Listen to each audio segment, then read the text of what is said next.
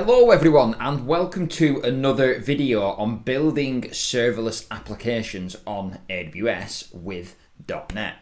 In this video, we're going to have a look at the options for tracing your applications when you've got a service like SQS involved. Now this is an important thing to consider because the unit of work that you consider for your trace changes how you're going to do your tracing, right?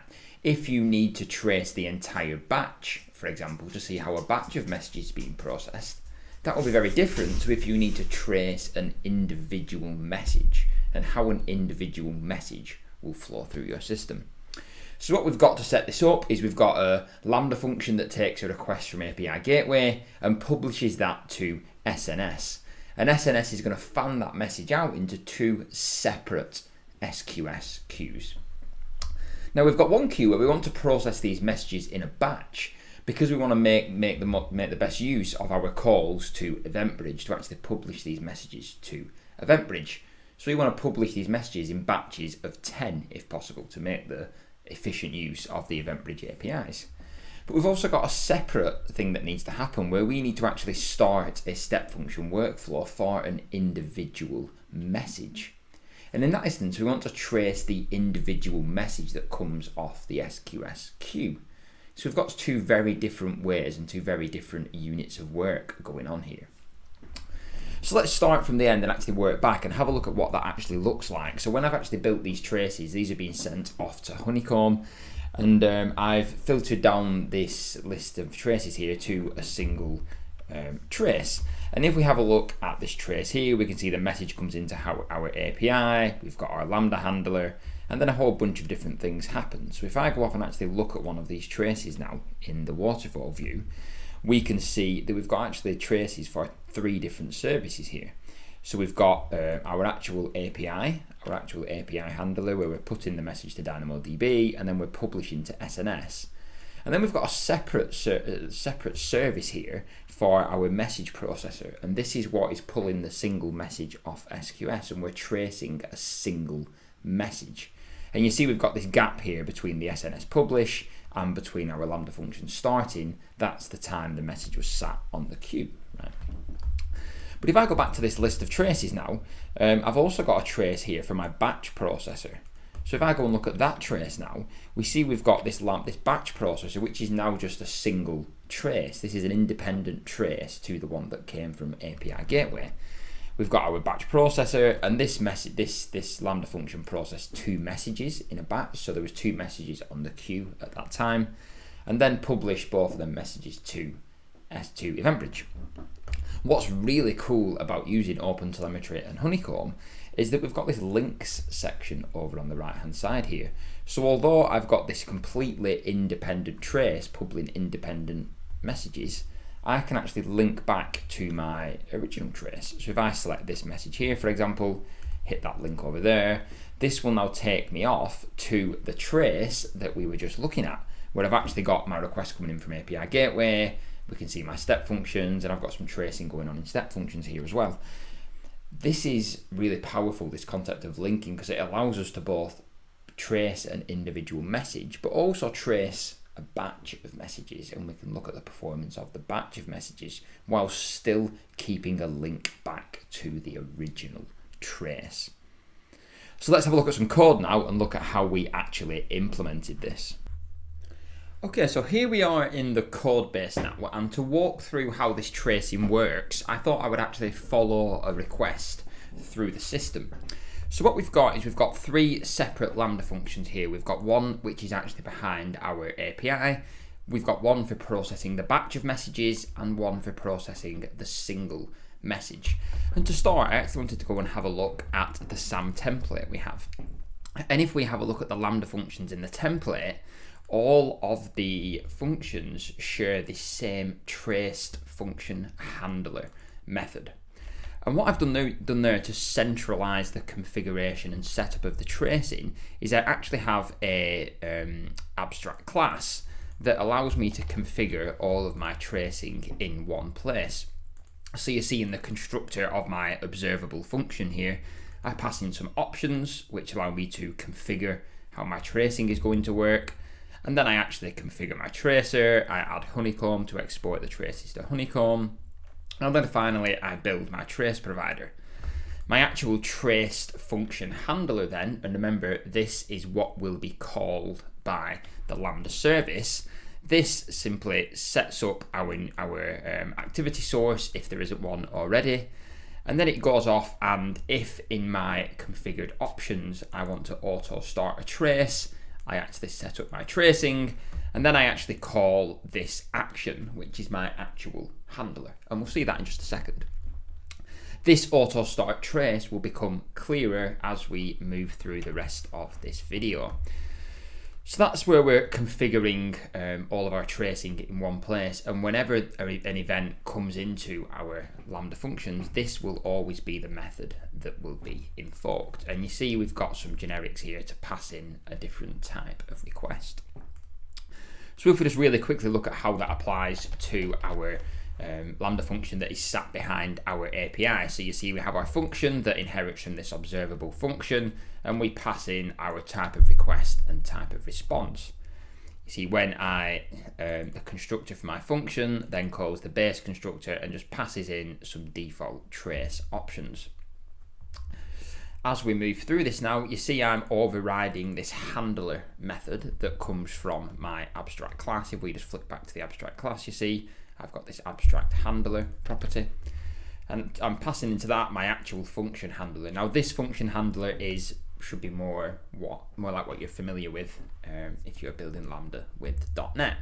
I check my API request is okay, I start some activities to do some serialization, I store the record in DynamoDB, and then I publish it to SNS, and then I return my API response. So you see there's no actual trace configuration in here, albeit I'm adding some tags and things to traces, but there's no actual trace config in my Lambda function. That is all managed in this observable function abstract class. So that's for our API. And if you remember from the start, the request is going to come into that Lambda function, be published to SNS, and then fanned out to two separate SQS queues. So let's first start with the Lambda that's going to process and trace messages as an entire batch. The unit of work in this Lambda function that I'm interested in observing is how long the entire Lambda function takes to run. I'm not so interested in the individual messages. So if we go and have a look at this function now, you see we have we're still inheriting from this observable function. This time our event type is an SQS event instead of the API gateway event, and we're just returning a string in this instance. Then when we actually get into our handler code, again, this is much like what you will be familiar with if you're building .NET functions that that use SQS as a source. We're looping over each of the records, and then we're actually doing some work, in this case, to publish the events to EventBridge, which we're doing just down here. Now, where this gets interesting from a Open Telemetry and a tracing perspective is actually what we're doing here. This hydrate context from SNS message. And what we're actually doing here is we're creating an activity context in our code that allows us to create that link back to the original trace. So although I'm interested in observing this function as an entire function, as the batch, I still want some link back to my original message. So if we have a look at this hydrate context from SNS message, the first thing I do is I just parse out the message contents. If you're using SNS to SQS to Lambda as an integration, the message that you pull off SQS actually gets some additional properties added to it, which is what this SNS to SQS message body is here. Whereas the message that we published will be in this message property. And this additional information gets added by SNS so that you can see in SQS where that message has come from. And then the second thing I do is I'm using this message wrapper class. Now, every single message that I publish in this system uses this message wrapper class. And what this message wrapper class has is two separate properties. One is the actual payload, and that can be anything. The second is this really structured message metadata property.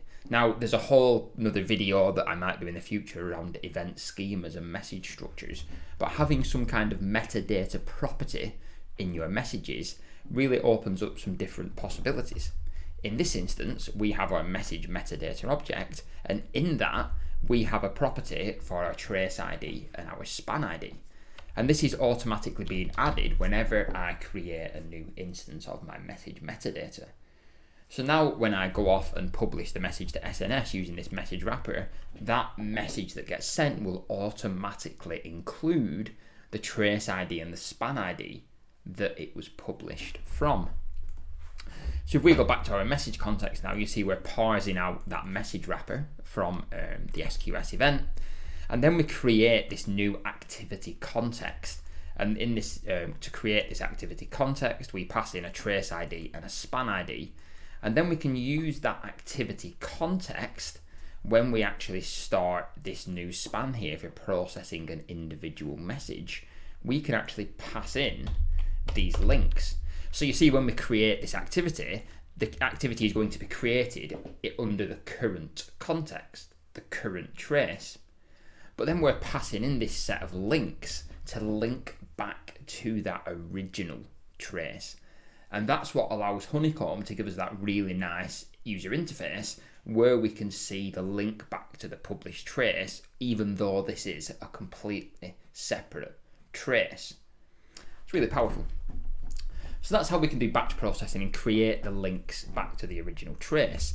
So let's now have a look at if we want to trace that individual message. So if we open up our single message processor now, and the really important thing I'll point out at first is that when I create my trace options here, I'm setting auto start trace to false. Now let's just go and have a look at what that does for our code. So if I go over to my observable function now, I zoom in a little bit. So you see we've got auto start trace here where we're creating the trace. Now if that was false, let's have a look at the else. All we're actually doing is just running our handler. We're not starting any new traces, we're not doing anything at all. So at this point, this Lambda function isn't being traced. All we're doing is coming in and just invoking the handler. If we go back to our single message processor now, you see our handler is set up to be our function handler. And again, this function handler method is very familiar to how you would process messages from SQS with .NET. We're just looping over the records. And again, we're creating a context in exactly the same way. We hydrate the context, we unwrap the message that comes from SQS, we create a new activity context, passing in the trace ID and the span ID, and then we return this activity context object. Now what's slightly different here is that if I actually look at my message processing now, if I go back up here, you see instead of creating a new span and passing in the link, instead I'm starting a brand new activity. This will start a brand new span. So at this point here, I'm just creating a new span. Now what's important is when I pass in the parent context, if I just put this down on some separate lines here, I pass in a parent context and I pass in that context that I've just created.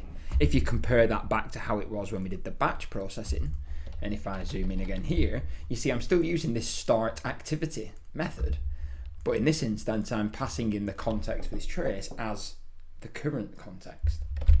Processing a single message, I'm using that context I've created from the data that was in my message metadata. And then I go off and process the message, I do some work. In this instance, I'm starting off a step functions execution. That is as simple as it is. So the important thing really is this hydrating of a context, this creating of an activity context from some existing bits of data. And to get them existing bits of data, of course, you need to pass them in your message. Now, things like SNS and SQS do support message attributes. So when you publish a message to SNS, you can then set an attribute. Now, my preference is to include this data in the actual message itself because then that way we can guarantee that it's going to be there. And if we need to pick that up and process and send it on somewhere else, we can do that really easily because the message is just part of that JSON payload. So the important thing to remember really with all of this is around this message metadata. If you're always including your trace ID and span ID as part of any messages that you publish, that allows any consumer the opportunity to link their tracing back to the original publisher and give you this really nice end-to-end view of exactly what's happening in your system. We can see I'm even, in this instance, starting a step functions workflow, and I'm passing my trace ID and span ID into step functions in my step function state. And that way, anything that step functions then does can also be traced and linked back to this original service. The second important thing to remember with this is understanding what the unit of work is that you want to trace. This idea of a unit of work really defines how you're going to do this tracing. If you're building maybe some kind of data processing pipeline, understanding the performance and the observability of the entire batch is probably more useful than an individual message. Whereas if you're doing any kind of OLTP, you probably then want to trace an individual message from end to end. You want to see how a request that comes into your system through maybe some kind of API, what that triggers down the line and so on. As always, all the code for this is on GitHub. There will be a link in the description below.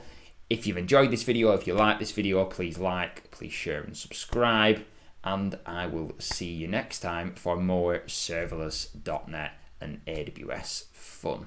Thanks for watching.